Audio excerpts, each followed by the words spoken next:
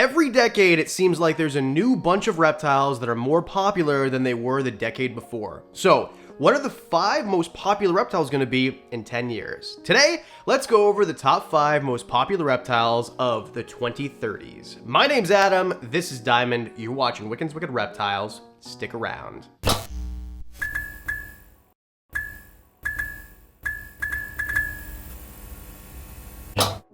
I can already read the comments. This guy is just guessing. Of course, I'm just guessing. It's 2023. We're talking about 7 years from now. But I did put a little thought into this, and there are reasons why I picked these specific reptiles. It's not random, and let's go over that in a minute. So let's start it off with number 5, dune geckos, or sandfinger geckos. There's a million. Stenodactylus is what I'm talking about, right? Specifically Stenodactylus. And the reason is, well, they're small geckos that are going to be very popular because they're easy to take care of. They're super duper cute. You can co-have them. You can have them in minimalistic setups or really cool bioactive setups that you would say for, say, like a leopard gecko. You can keep them on just sand, or you can keep them on a mixed substrate. You can keep males together as well. I know we already talked about cohab, but either way, I just think that, and this is going to be a big theme, the main focus moving forward, even before 2030, is going to be bigger enclosures and better setup enclosures. I think the days of hobbyists keeping racks are going to be basically done. I think that there's a place for racks, right? I'm not crapping on racks, I promise. If you're a breeder, there's a place. We've done videos about them. But what I'm saying is, someone who has 10 ball pythons for the sake of having 10 ball pythons, I think that's going to go away. I think that most people are going to follow the lead of a lot of influencers that are talking about bigger enclosures, better setups, bioactives, things like that. Just because what's the point? I mean, to say you can have more reptiles, it doesn't really make sense. I mean, even myself, I do breed reptiles, and this is a big part of my life, and I do this a lot, but I still have a room behind me where everything is set up like a zoo. That's what's interesting to me, and I think moving forward, people are going to do that. Also, these animals aren't that expensive, so I think that it's not unrealistic to have, 6 of them in a big enclosure. The animals themselves are going to be cheaper than if you bought one really cool ball python, right? So I think there's no barrier to entry, and especially because a really big enclosure, you could have probably 6 of these guys in a 3-foot long enclosure because they're so small. So the entire setup with animals is going to be less than $1,000. You don't need a misting system because they like it super arid.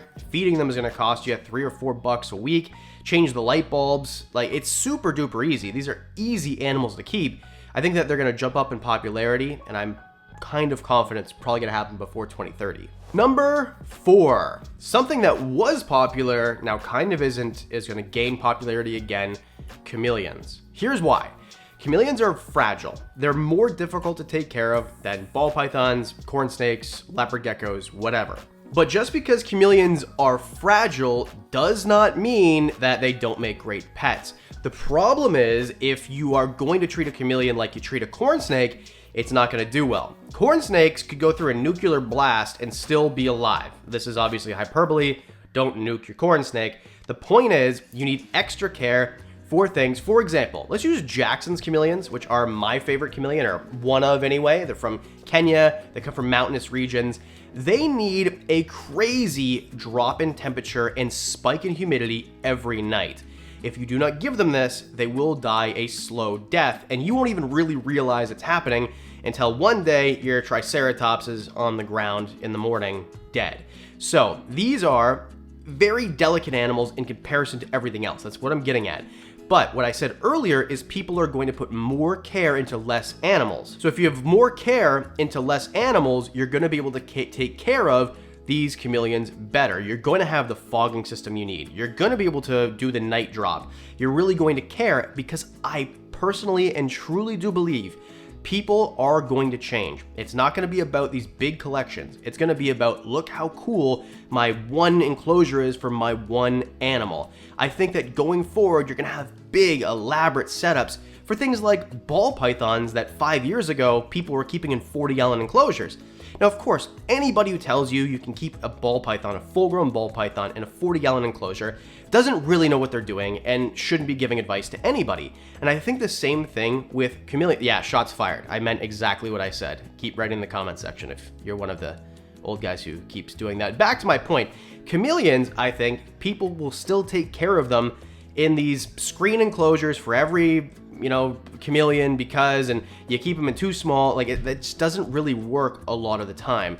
Each chameleon species has different things that they need, and that's why I think that the care is going to get better. We're gonna have more research, we're gonna care more, there's gonna be more videos not like this, like people who actually know what they're talking about on the internet, and that's why I think it's gonna change. Number 3, micro monitors. I don't think anyone's ever gonna get sick of monitor lizards. Monitor lizards are really cool. Everybody knows this. This is not gonna change. Everyone's gonna continue to love monitors. However, I think the days of people getting an Asian water monitor and keeping it in a stock tank are gonna be done. I think that realistically, even if there are no regulations, which unfortunately I kind of see happening, regulations like they have in Europe for enclosure size and stuff, I don't agree with this. I don't think we should do this. I'm not saying that.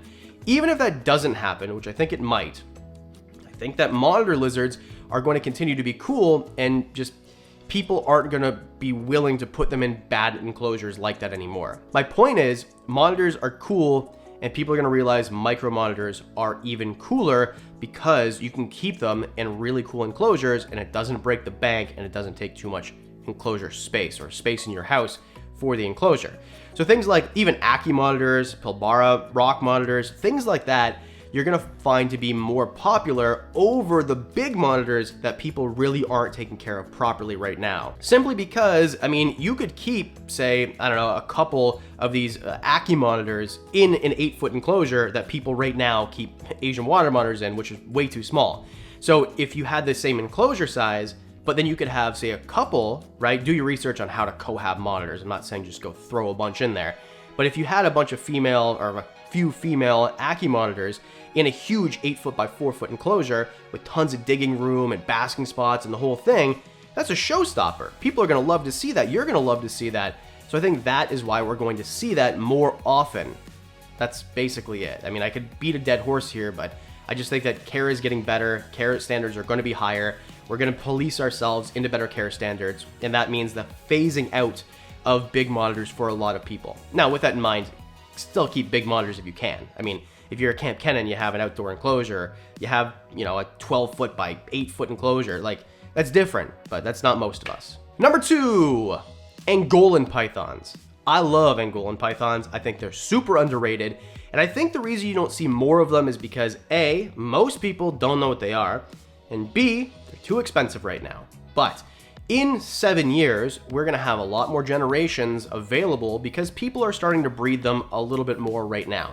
And I think it's gonna only get more and more.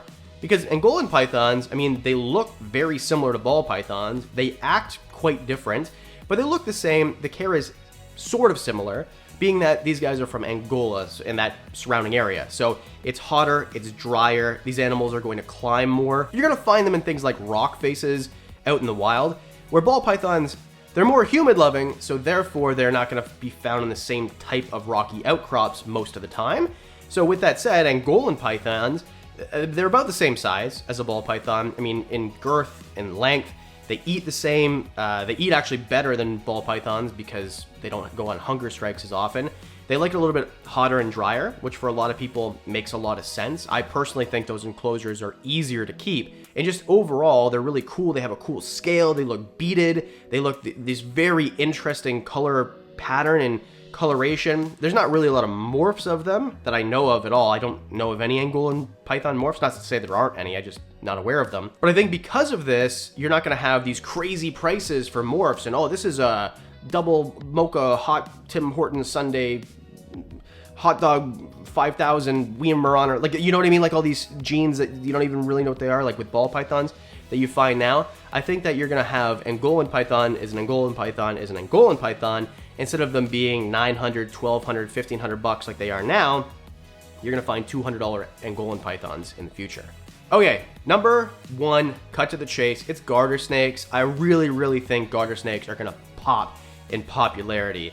Now, I think there is one thing that isn't going to change that is keeping garter snakes kind of behind, and those are laws. There's a lot of places where you can't keep native species or protected species, and a lot of that in the US and Canada are garter snakes, right? So for example, there are places like Alberta where, this is a bad example because it's not garter snakes. You can't keep Western hognose there because they're native, right? So in place, I just can't think of a place off the top of my head where you can't keep garter snakes, but there are laws like that where it's native here, therefore you can't keep it, and garter snakes are native basically everywhere in the US and Canada. So that said, I think that for everybody else who's legally able to keep them, you're gonna realize quickly, for the same reason as the dune geckos, you can keep a bunch of them together. In fact, you should be keeping multiple garter snakes together. They do better in groups. And because we have higher standards in my version of 2030, I think that you're gonna have these animals in big paludariums like you've seen at Annalisa's house if you watch my All Canadian Reptile Girl collab that I did last month. So I think that because of those factors, you're gonna find a lot of people keeping big, beautiful paludariums with climbing space and lights and UVB and water feature and all of that. And you're gonna have garter snakes in there because, I mean, if you want a snake that's communal, there's really nothing better than a garter snake. And if you're giving big enclosures anyway, and they're better when they're together, well, why the heck wouldn't it be garter snakes? Plus, they're beautiful, and there's a bunch of different species. So it's gonna be garter snakes. That's my opinion. What do you think is gonna be more popular in the year 2030 and beyond? Let me know in the comment section, and hit like and subscribe while you're down there. It means the world to me and Diamond. And as always, a special thanks to the Patreon supporters. Thank you guys so much for what you do. You guys are amazing. You get discounts on merch, videos early, discounts on a whole bunch of stuff, one-on-ones, and all that for as little as $1 a month. And that's it. We do videos on Mondays and Thursdays every single week. That means I'll see you in the next one.